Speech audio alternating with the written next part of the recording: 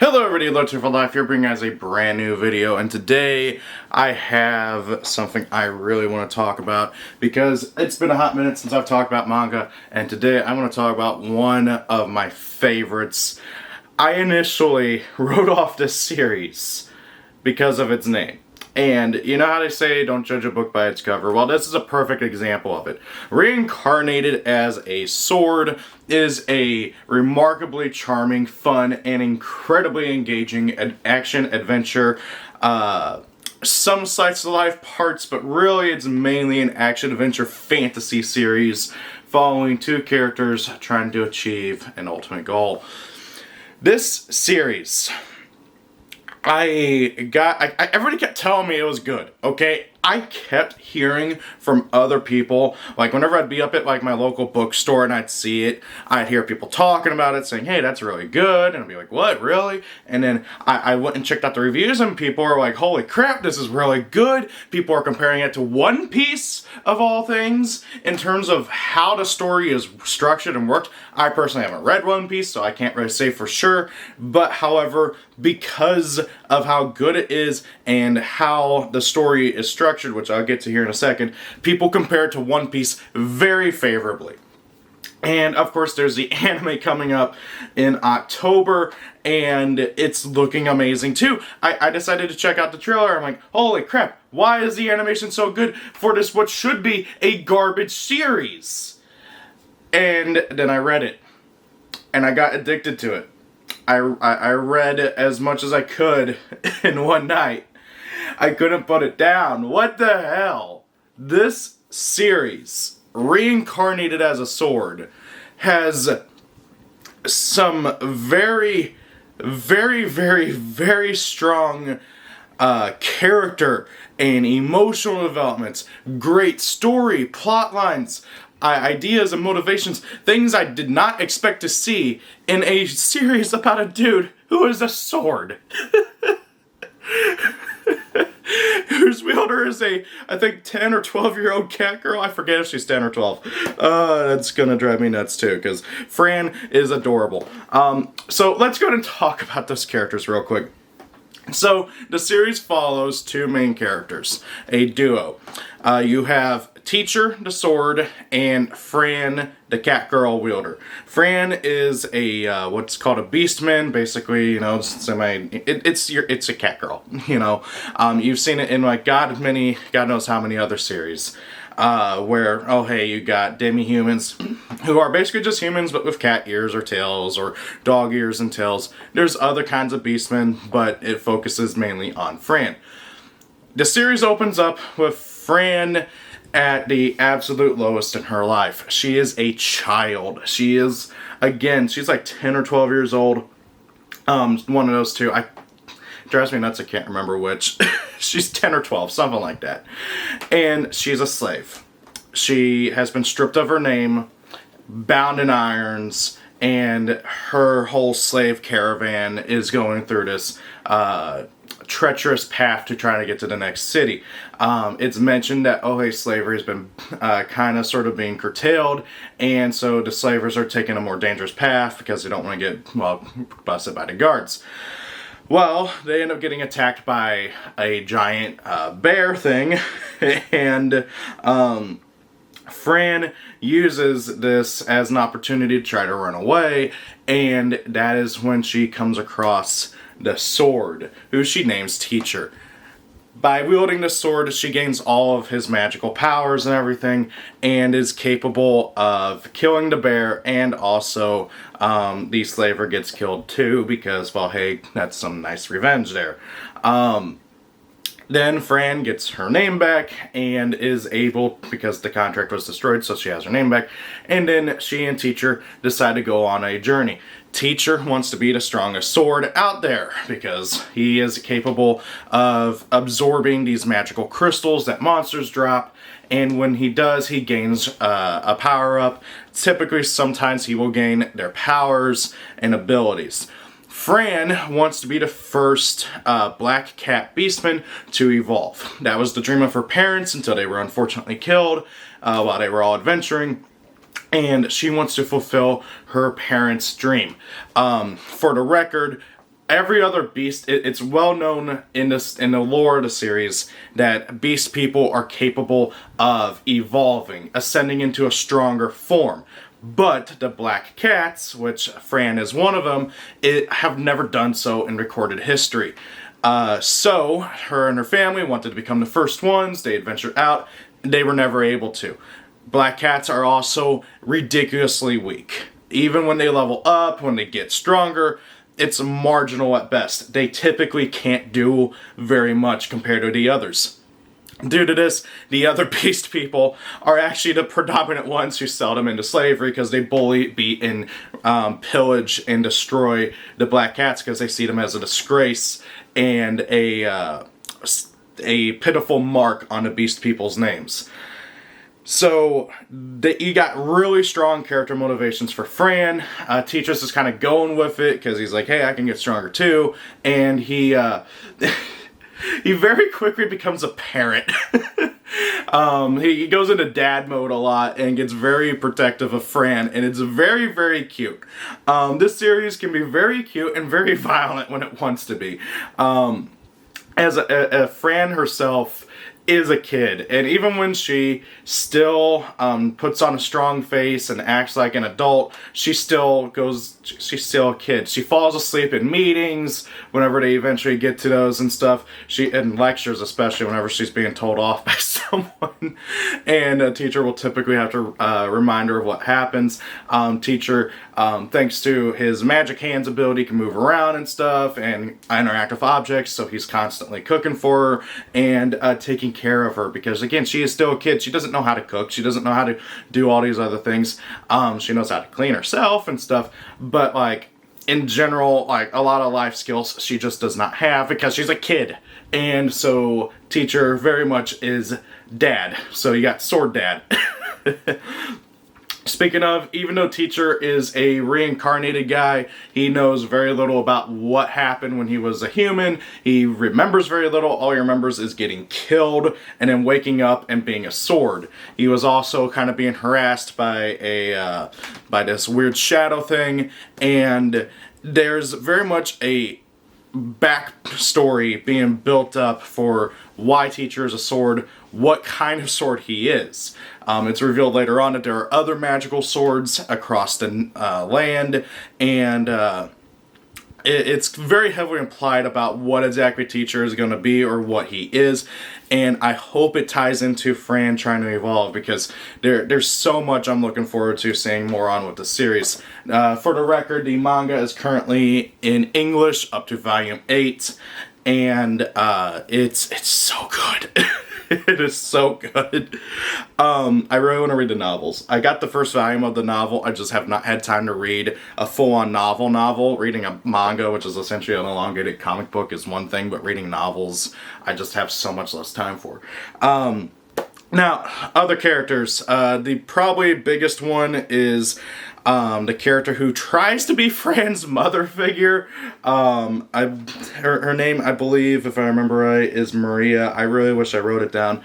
But she's a great character, and also is used as a springboard to show that Fran is not the strongest. We see very quickly, and this is one of the things I really love about Reincarnated as a Sword, is that, yes, Fran and teacher are strong. They are very strong.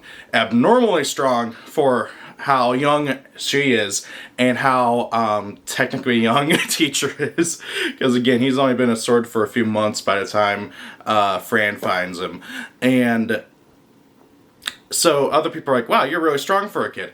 For a kid, she is strong for a kid, but she is not the strongest by a long shot. There are other adventurers, other mercenaries, other people who are very, very just on another plane of existence in terms of strongness. This is not a story of an overpowered MC just wrecking havoc everywhere they go.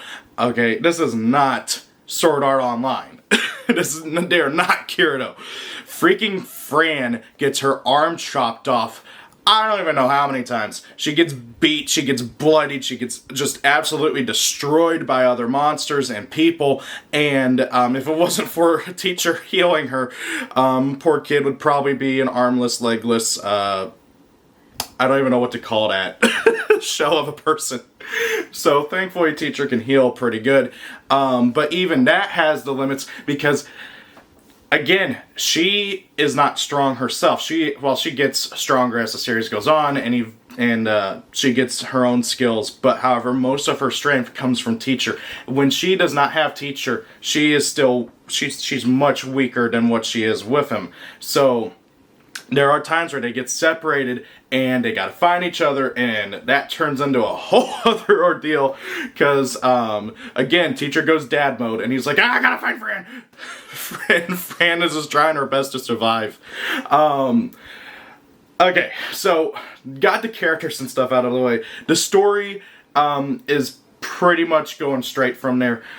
Teacher and Fran go to a nearby town, and they basically start work as an adventurer. Kind of implied that earlier, but it's the best way for them to go about fulfilling their dreams. Again, teacher wants to get to be the strongest sword. That's kind of like his goal. His main goal is just to take care of Fran. But he wants to get stronger too. And then Fran, of course, wants to be able to evolve. So that, of course, naturally leads them to go to the Adventure Guild. And it just kind of springboards from there. There's a bunch of mini arcs. This series, again, it seems to be building up for a longer story in terms of like what teacher is and exactly like how he got to the situation of being a sword. And in like one of the, I think it's the last arc that has been officially translated, there is so much more that is revealed that, well, not so much revealed, but hinted at what is going on. And all this is just being used as a springboard for other stories.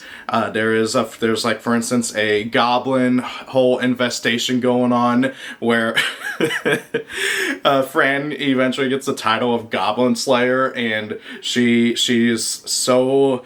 It's like, oh my god, the memes of her and Goblin Slayer being best buds. I've seen people making those memes and I love it.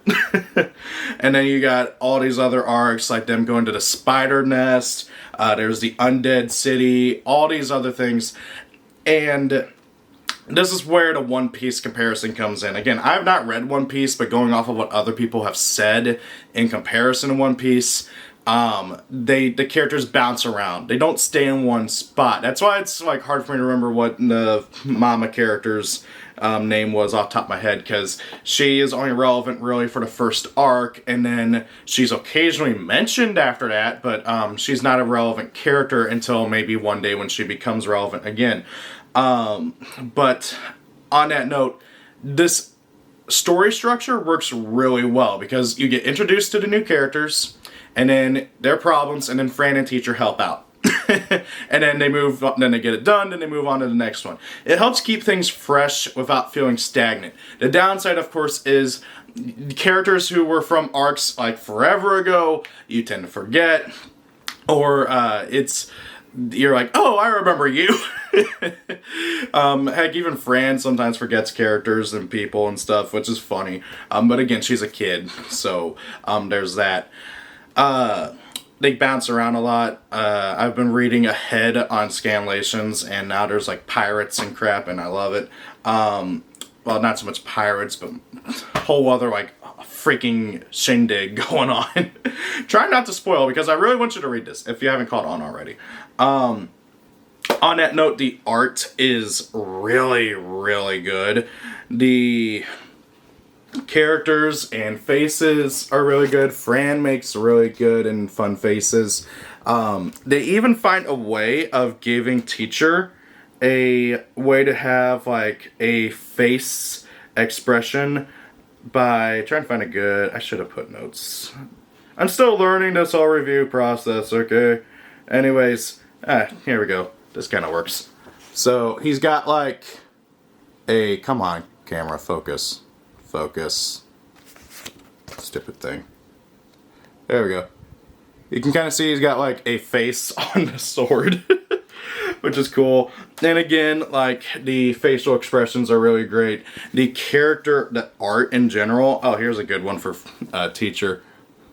Just getting is one of his goofier faces going on, and it is just oh so wonderful with the artwork and the stylization. There's some really great shots I cannot wait to see when we get the anime, because the anime, guys, watch that trailer. The anime's animation and everything about it.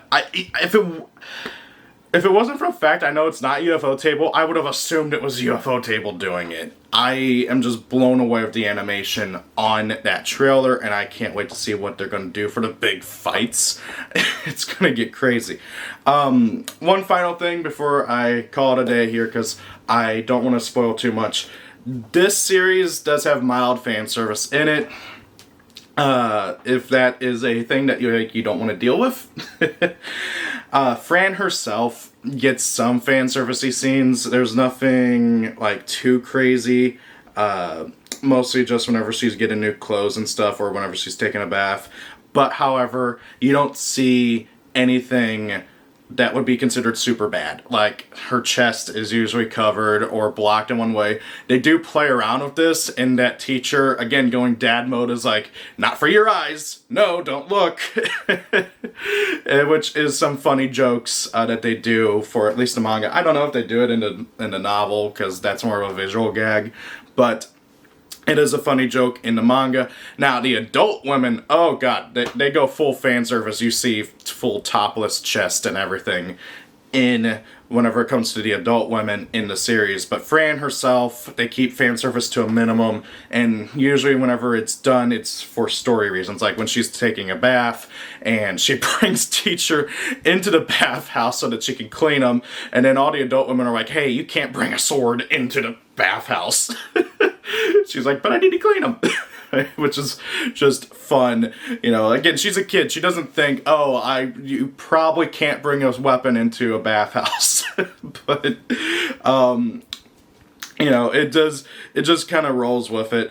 And it really only has those fan servicey parts towards the beginning. Like, after the first major arc, I can't recall any major fan service after that. It's like really only at the beginning. Now, who knows, maybe later on in the series it gets fan servicey again, but it like drops it after the first arc, which was like the first, 3-4 volumes, something like that. So, just something to keep in mind. Speaking of, I think I know where the anime is going to end. Like, in terms, like, it'll probably just cover the first major arc. And if so, oh god, I can't wait to see how they're gonna animate the ending part. It's very, very touching, especially once you realize the plot twist that's a part of the major arc. Oh, it hits you right in the feels, and it will be a way to end the anime. So I really can't recommend this series enough. If I were to give it a number score, it would be like a 9. My only real problem is, again, how the characters who they meet, they don't tend to be super relevant for very long after their arc is over. But, however, it's such a great series. It is such a phenomenal series that I cannot recommend it enough. I hope to eventually read the novel, the novels. I've heard the novels are really great. I just don't have time to read novels as much as I would like to. I got so many other novels that I want to read. Heck, I just bought the Lord of the Rings trilogy books because I want to read those for the first time in my life, and I have not touched them. They have garnered a crap ton of dust. But I digress. Oh, one last thing before I forget. There is also a spin-off series, Reincarnated as a Sword, Another Wish. This series is... Oh, it's Amanda, not Maria. That's her name. It says so on the back here. I knew it had like some A in there. So, Amanda. This series, Another Wish. This is a spin-off that, as far as I know, does not have a novel correlation. This is a manga original spin-off. And it's a fun one. It is... They could work it into canon because of how it's working. Basically, Fran decides to bash a giant magical bell thing to try and get the magic out of it for teacher to like absorb, and it causes them to like get teleported across the multiverse. And so now they gotta try and find these pieces of the bell across the multiverse to put it back together to get back to their universe. And in each multiverse, you get the same characters that you're used to up until the point of the of that series. Like this pretty much takes place in the first major arc. Once you read the first major arc, you can dive into this, and it is pretty much just an excuse to put Fran in cute outfits.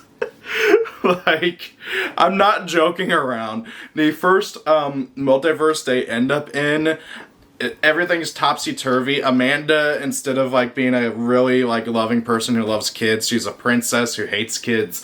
And they gotta like in order to like get the piece of the bell, they have to fulfill someone's wish in this universe. And so, for instance, like to get the piece of the bell in the first universe, they have to steal the treasure of the kingdom in like the most glorious way. So Fran dresses up as a phantom thief, and then at the end of the second volume, when they go to the next multiverse, it's pretty much saying, hey, get ready for pop idols, because the very first thing you see is some of the characters dressed as pop idols, and it's like, okay, so Fran's gonna be dressed up as an idol here shortly.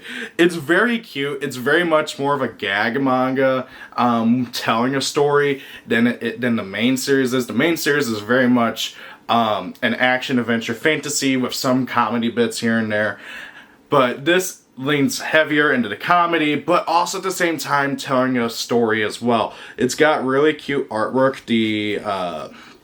I think it's a different artist, but they really tried their best to mimic the artwork of the main series, and it works really well. I've seen some people say Fran looks even younger in this series. I don't know. I think it's because they're trying to go for a more cutesy look.